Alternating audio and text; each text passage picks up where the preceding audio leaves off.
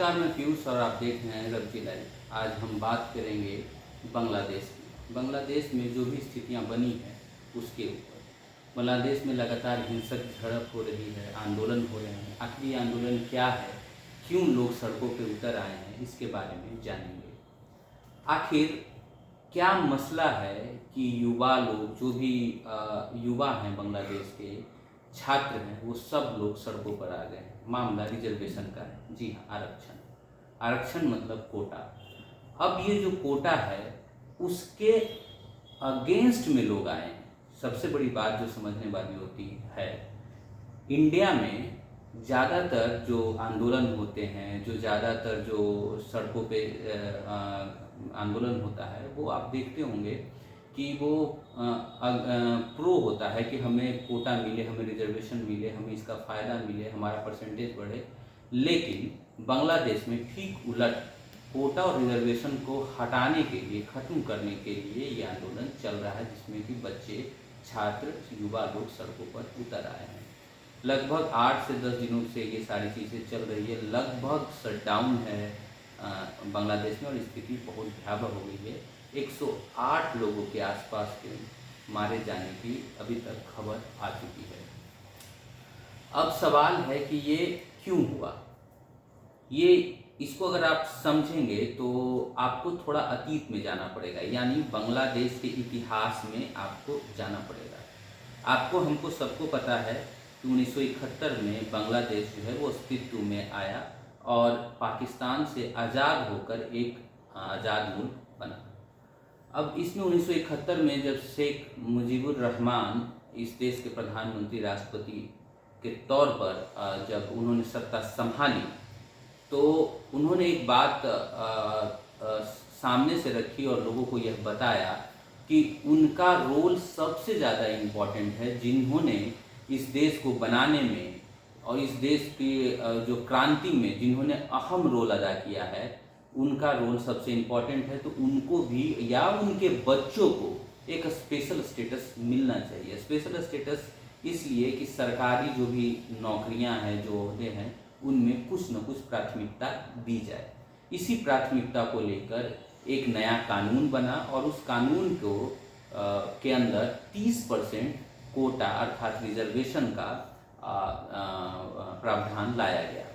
अब ये 30% रिजर्वेशन का जो भी प्रावधान था वो ज़्यादा दिनों तक टिक नहीं पाया, क्योंकि जैसा कि आप जानते हैं 1976 के दशक में शेख मुजीबुर रहमान की हत्या कर दी गई और बांग्लादेश में मिलिट्री शासन आ गया। शेख हसीना, उनकी भी हत्या हो सकती थी, लेकिन उस समय शेख हसीना जो है वो वेस्ट जर्मनी में थी, तो वो बच गई और उनके ख़ानदान के लगभग पोते तक, जो भी पोता पोती थे, लगभग उनको ख़त्म कर दिया गया और शेख हसीना बच गई।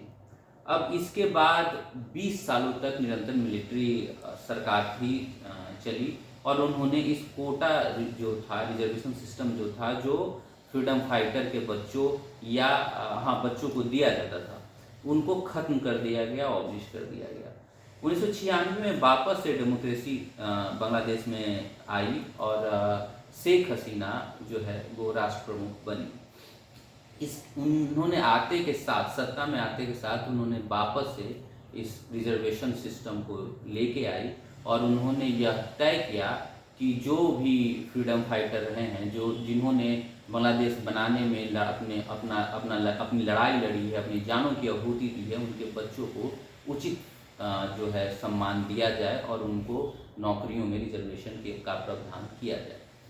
अब अगले ही इलेक्शन में 2001 में वो चुनाव हार गई और जिया खालिदा सत्ता में आई। जिया खालिदा के बारे में एक और मैं बात बता दूं कि जिया खालिदा प्रो चाइना है। तो इंडिया के लिए जिया खालिदा को सत्ता में आना इंडिया के लिए अच्छी बात नहीं है, लेकिन फिर भी राजनीति अपनी जगह है और इंटरनेशनल रिलेशन भी अपनी जगह है। ये 2001 में जब खालिदा जिया वापस से बांग्लादेश में के सत्ता में लौटी, माफ़ कीजिएगा, पहली बार जब सत्ता में आई, तो उन्होंने इस रिजर्वेशन सिस्टम को अबलिश कर दिया, ख़त्म कर दिया और धीरे धीरे राजनीति इस मुद्दे को पे होती रही, लोग अपना अपना राय देते रहे। लेकिन 2009, जी हाँ, सन 2009 में जो है शेख हसीना दोबारा से सत्ता में आई और उन्होंने इसे वापस से लागू किया। अब ये लगातार एक समझिए कि मुद्दा बन गया था इलेक्शंस में कि रिजर्वेशन होना चाहिए, नहीं होना चाहिए, फ्रीडम फाइटर को इलेक्शन इनका फ़ायदा मिलना चाहिए, नहीं मिलना चाहिए। 2009 के बाद थोड़ा सा इस चीज़ को और तूल पकड़ने का जो कारण था वो ये था कि फ्रीडम फाइटर के बच्चे तक तो ठीक था, अब उनके ग्रैंड सन, पोता पोती, नाती पोतों को भी जो है रिजर्वेशन का फ़ायदा मिलता गया और वो 30% रिजर्वेशन था, तो वो कम नहीं था किसी हद तक। इंडिया में बात करें तो बिहार जैसे स्टेट में शायद 2 या 1%, 2-3% फ्रीडम फाइटर के बच्चों के लिए अभी भी पोता पोती या निकलने के लिए है, लेकिन वो जो परसेंटेज है वो काफ़ी कम है। जब बांग्लादेश की हम बात करें तो ये रिजर्वेशन का स्केल भी कम नहीं है, वो 56% तक रिजर्वेशन देते हैं, जिसमें 30% रिजर्वेशन फ्रीडम फाइटर्स और उनके बच्चों के लिए है, और उसके बाद महिलाओं के लिए कुछ आरक्षण है, कुछ माइनॉरिटी के लिए आरक्षण है, और 10% जो आरक्षण है वो लेडीज लोगों के लिए भी है आरक्षण। तो उसके बाद 2018 में जब ये मामला बहुत दूर पकड़ रहा था, बहुत नाराज़गी लोगों, आम जनता की तरफ से आ रही थी बांग्लादेश में, तो जो शेख हसीना थी उन्होंने भी 2018 में पूरी तरीके से रिजर्वेशन को ख़त्म कर दिया और उन्होंने बोला कि जो सही होगा वो मतलब वो चुन के आएगा।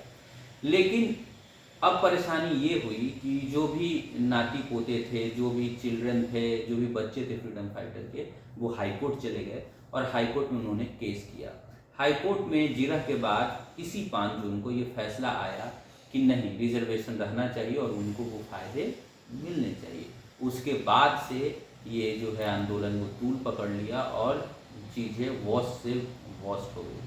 अब बात है कि आंदोलनकारियों और शेख हसीना के बीच में ये बातचीत हो सकती थी, लेकिन विपक्षी पार्टियों ने जो आंदोलन है उसको गोद ले लिया, जो खालिदा जी हैं उन्होंने, और लगातार इसमें मतलब आंदोलन बढ़ता चला गया।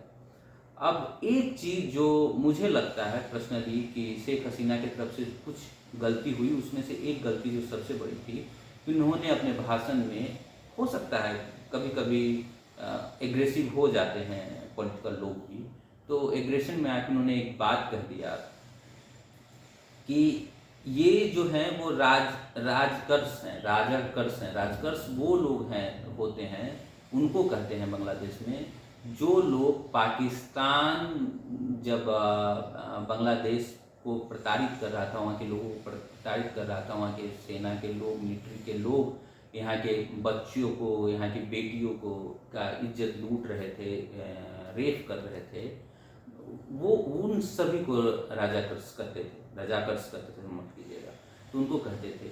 और वैसे इन छात्र जो प्रदर्शन कर रहे थे उनको इस नाम से संबोधन करना है कि ये सब जो हैं वो रजाकर्ष हैं, ये अपने आप में एक और मतलब कहते हैं ना कि एक आग में आप घी का काम करता है वो। तो वो जो भाषण था, उनका जो वक्तव्य था, वो आग में घी का काम कर गया और इस तरीके से शेख हसीना के लिए अभी भी मुश्किलें बढ़ी हुई है। और अब आप कहेंगे कि इन सबों से इंडिया को क्या सीख लेना चाहिए और क्या सीख सकता है भारत। तो देखिए, एक लिमिट से ऊपर अगर आप जाएंगे किसी भी चीज़ में तो आपको परेशानी होगी। सेम चीज़ इंडिया में भी रिजर्वेशन को लेके बहुत फाइट हो रही है 56%, 60%, 75%। एक समय आएगा जब लोग 80%, 90% के लिए लड़ेंगे और राजनीति चलती रहेगी, और समय आने के बाद ये सारी चीज़ें रिवर्स होगी और लोग चाहेंगे कि नहीं, रिजर्वेशन सिस्टम से ही इसको ख़त्म कर दिया जाए तो बेटर है। आप कुछ चीज़ों में देखे होंगे कि जो EWS का रिजर्वेशन का जो आप देखेंगे कि उनके जो नंबर्स हैं किसी भी एग्ज़ाम में क्वालिफाइड होने के, वो लगभग BC के नंबर्स जो हैं, मतलब BC कैटेगरी, पिछड़ा वर्ग की कैटेगरी के नंबर्स हैं, लगभग समतुल्य या कभी कभी उससे कम भी होते हैं। तो इससे भी लोगों के अंदर नाराज़गी आई है, लोग कह रहे हैं कि भाई ऐसे रिजर्वेशन का क्या ही फ़ायदा है। तो 10 साल, 15 साल, 20 साल बाद हो सकता है कि ये रिवर्सिबल इफेक्ट फिर से इंडिया में भी लागू हो और लोग अंततः कहें कि हमें इस रिजर्वेशन सिस्टम से अब छुटकारा चाहिए। अब देखते हैं वो दौर, वो समय इंडिया में कब आता है, और मैं चाहूँगा कि वो दौर, वो समय आए तो थोड़ा आराम से सब कुछ हो जाए, ना इतनी आगजनी हो, ना इतना सड़कों पर तांडव हो, ना आंदोलन हो। सरकार और लोगों के बीच में आपसी सहमति से सब कुछ हो तो बेहतर है। भारत एक अच्छा लोकतांत्रिक देश है और उसका परिचय भी दे तो ज़्यादा अच्छा रहेगा। आज के लिए इतना ही। और बांग्लादेश पे की जो सिचुएशन है उस पर हमारी राय आपको कैसी लगी, और आप अपनी राय भी कमेंट बॉक्स में ज़रूर दें। हम आपकी राय पर प्रतिक्रिया जरूर देंगे। धन्यवाद।